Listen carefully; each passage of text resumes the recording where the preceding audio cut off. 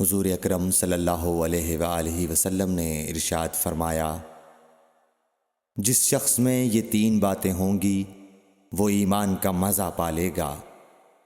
ایک یہ کہ وہ شخص جسے اللہ اور اس کا رسول ان کے ماں سوا سے زیادہ عزیز ہوں، اور دوسرے یہ کہ جو کسی بندے سے محض اللہ ہی کے لیے محبت کرے، اور تیسری بات یہ کہ جسے اللہ نے کفر سے نجات دی ہو، پھر دوبارہ کفر اختیار کرنے کو وہ ایسا برا سمجھے جیسا آگ میں گر جانے کو برا جانتا ہے۔ صحیح بخاری حدیث نمبر 21۔ حضرت محمد مصطفیٰ صلی اللہ علیہ وآلہ وسلم نے فرمایا، جب جنتی جنت میں اور دوزخی دوزخ میں داخل ہو جائیں گے، اللہ پاک فرمائے گا، جس کے دل میں رائی کے دانے کے برابر بھی ایمان ہو، اس کو بھی دوزخ سے نکال لو۔ تب ایسے لوگ دوزخ سے نکال لیے جائیں گے اور وہ جل کر کوئلے کی طرح سیاہ ہو چکے ہوں گے، پھر زندگی کی نہر میں یا بارش کے پانی میں ڈالے جائیں گے۔ اس وقت وہ دانے کی طرح اگائیں گے جس طرح ندی کے کنارے دانے اگاتے ہیں۔ کیا تم نے نہیں دیکھا کہ دانہ زردی مائل پیچ در پیچ نکلتا ہے؟ صحیح بخاری حدیث نمبر 22۔ حضور اکرم صلی اللہ علیہ وآلہ وسلم نے فرمایا، میں ایک وقت سو رہا تھا، میں نے خواب میں دیکھا کہ لوگ میرے سامنے پیش کیے جا رہے ہیں اور وہ کرتے پہنے ہوئے ہیں، کسی کا کرتا سینے تک ہے اور کسی کا اس سے نیچا ہے۔ پھر میرے سامنے عمر بن خطاب لائے گئے، ان کے بدن پر جو کرتا تھا اسے وہ گھسیٹ رہے تھے، یعنی ان کا کرتا زمین تک نیچا تھا۔ صحابہ رضی اللہ تعالی عنہ نے پوچھا کہ یا رسول اللہ، اس کی کیا تعبیر ہے؟ آپ نے فرمایا کہ اس سے دین مراد ہے۔ صحیح بخاری حدیث نمبر 23۔ ایک مرتبہ رسول کریم صلی اللہ علیہ وسلم ایک انصاری شخص کے پاس سے گزرے، اس حال میں کہ وہ اپنے ایک بھائی سے کہہ رہے تھے کہ تم اتنی شرم کیوں کرتے ہو؟ آپ نے اس انصاری سے فرمایا کہ اس کو اس کے حال پر رہنے دو، کیونکہ حیا بھی ایمان ہی کا ایک حصہ ہے۔ صحیح بخاری حدیث نمبر 24۔ رسول اللہ صلی اللہ علیہ وسلم نے فرمایا، مجھے اللہ کی طرف سے حکم دیا گیا ہے کہ لوگوں سے جنگ کروں، اس وقت تک کہ وہ اس بات کا اقرار کر لیں کہ اللہ کے سوا کوئی معبود نہیں ہے، اور یہ کہ محمد صلی اللہ علیہ وسلم اللہ کے سچے رسول ہیں، اور نماز ادا کرنے لگیں اور زکوٰۃ دیں۔ جس وقت وہ یہ کرنے لگیں گے تو مجھ سے اپنے جان و مال کو محفوظ کر لیں گے، سوائے اسلام کے حق کے۔ رہا ان کے دل کا حال تو ان کا حساب اللہ کے ذمے ہے۔ صحیح بخاری حدیث نمبر 25۔ رسول اللہ صلی اللہ علیہ وسلم سے دریافت کیا گیا کہ کون سا عمل سب سے افضل ہے؟ فرمایا، اللہ اور اس کے رسول پر ایمان لانا۔ کہا گیا، اس کے بعد کون سا؟ آپ نے فرمایا کہ اللہ کی راہ میں جہاد کرنا۔ کہا گیا، پھر کیا ہے؟ آپ نے فرمایا، حج مبرور۔ صحیح بخاری حدیث نمبر 26۔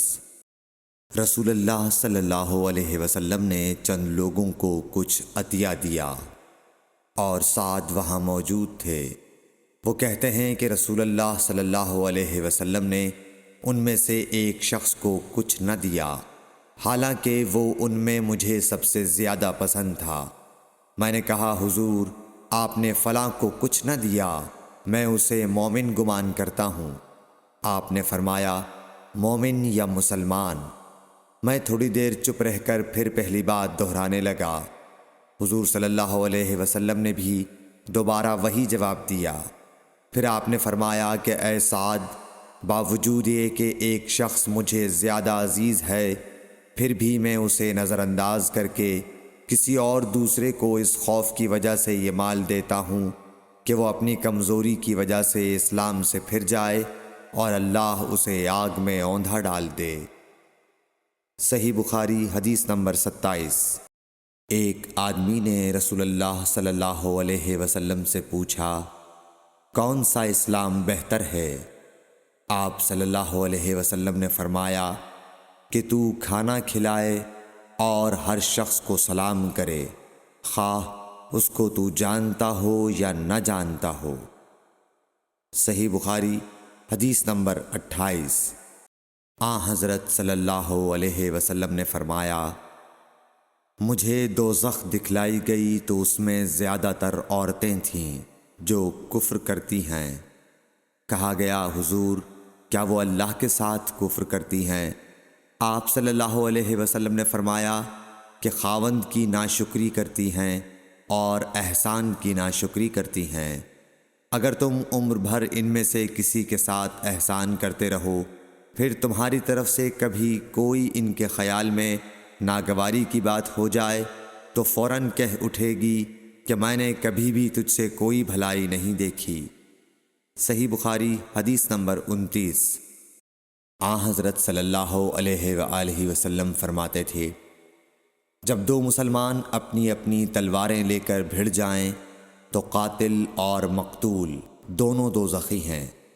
عرض کیا گیا، یا رسول اللہ، قاتل تو خیر ضرور دوزخی ہونا چاہیے، مقتول کیوں؟ فرمایا، وہ بھی اپنے ساتھی کو مار ڈالنے کی حرص رکھتا تھا، موقع پاتا تو وہ اسے ضرور قتل کر دیتا، دل کے عزم صمیم پر وہ دوزخی ہوا۔ صحیح بخاری حدیث نمبر 30۔ ابو ذر ایک جوڑا پہنے ہوئے تھے اور ان کا غلام بھی جوڑا پہنے ہوئے تھا۔ سبب دریافت کیا گیا تو کہنے لگے کہ میں نے ایک شخص یعنی غلام کو برا بھلا کہا تھا اور اس کی ماں کی غیرت دلائی یعنی گالی دی، تو رسول اللہ صلی اللہ علیہ وسلم نے یہ معلوم کر کے مجھ سے فرمایا، اے ابو ذر، تو نے اسے ماں کے نام سے غیرت دلائی ہے، بے شک تجھ میں ابھی کچھ زمانہ جاہلیت کا اثر باقی ہے، یاد رکھو ماتحت لوگ تمہارے بھائی ہیں، اللہ نے اپنی کسی مصلحت کی بنا پر انہیں تمہارے قبضے میں دے رکھا ہے، تو جس کے ماتحت اس کا کوئی بھائی ہو تو اس کو بھی وہی کھلائے جو آپ کھاتا ہے، اور وہ کپڑا اسے پہنائے جو آپ پہنتا ہے، اور ان کو اتنے کام کی تکلیف نہ دو کہ ان کے لیے مشکل ہو جائے، اور اگر کوئی سخت کام ڈالو تو تم خود بھی ان کی مدد کرو۔ صحیح بخاری حدیث نمبر 31۔ جب سورہ انعام کی یہ آیت اتری، جو لوگ ایمان لائے اور انہوں نے اپنے ایمان میں گناہوں کی آمیزش نہیں کی، تو آپ صلی اللہ علیہ وسلم کے اصحاب نے کہا، یا رسول اللہ، یہ تو بہت ہی مشکل ہے، ہم میں کون ایسا ہے جس نے گناہ نہیں کیا؟ تب اللہ پاک نے سورہ لقمان کی یہ آیت اتاری کہ بے شک شرک بڑا ظلم ہے۔ صحیح بخاری حدیث نمبر 32۔ رسول اللہ صلی اللہ علیہ وآلہ وسلم نے فرمایا، منافق کی علامتیں 3 ہیں، جب بات کرے جھوٹ بولے، جب وعدہ کرے اس کے خلاف کرے، اور جب اس کو امین بنایا جائے تو خیانت کرے۔ صحیح بخاری حدیث نمبر 33۔ رسول اللہ صلی اللہ علیہ وسلم نے فرمایا کہ 4 عادتیں جس کسی میں ہوں تو وہ خالص منافق ہے، اور جس کسی میں ان 4 میں سے ایک عادت ہو تو وہ بھی نفاق ہی ہے جب تک اسے نہ چھوڑ دے۔ وہ یہ ہیں، جب اسے امین بنایا جائے تو امانت میں خیانت کرے، اور بات کرتے وقت جھوٹ بولے، اور جب کسی سے عہد کرے تو اسے پورا نہ کرے، اور جب کسی سے لڑے تو گالیوں پر اتر آئے۔ صحیح بخاری حدیث نمبر 34۔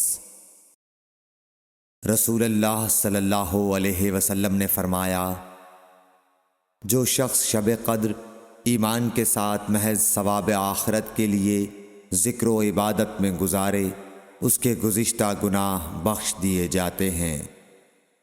صحیح بخاری حدیث نمبر 35۔